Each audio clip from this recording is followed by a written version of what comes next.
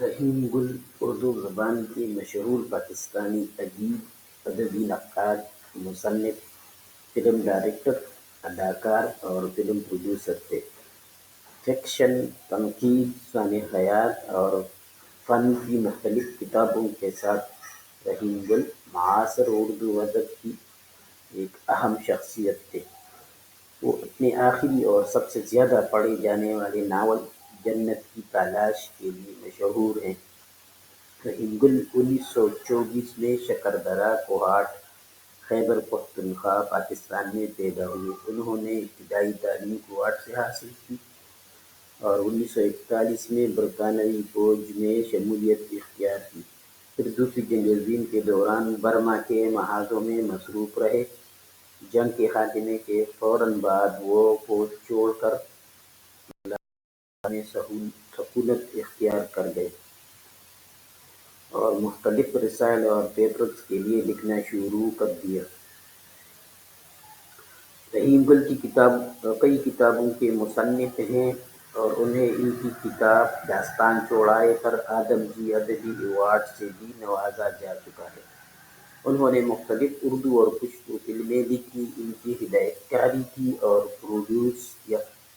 انہوں نے سب سے پہلے مشہور پاکستانی فلم نامہ دل 1956 اور عجب خان 1961 کے لیے کہانیاں لکھی اور ان فلموں میں اداکاری بھی کی۔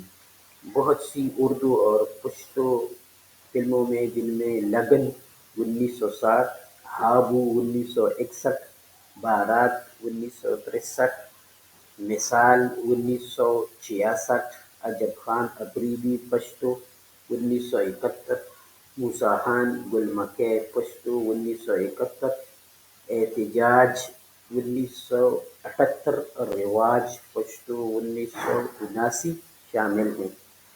1981 میں انہوں نے ہندکو زبان کی ایک فلم قصہ خوانی بھی بنائی۔ انہوں نے ٹی وی ڈرامے بھی لکھے جن میں آن اور طوفان وغیرہ شامل ہیں۔ 1985 میں اپنی وفات سے قبل وہ کئی برسوں تک اردو زبان کے اخبار روزنامہ جنگ میں کالم لکھتے رہے۔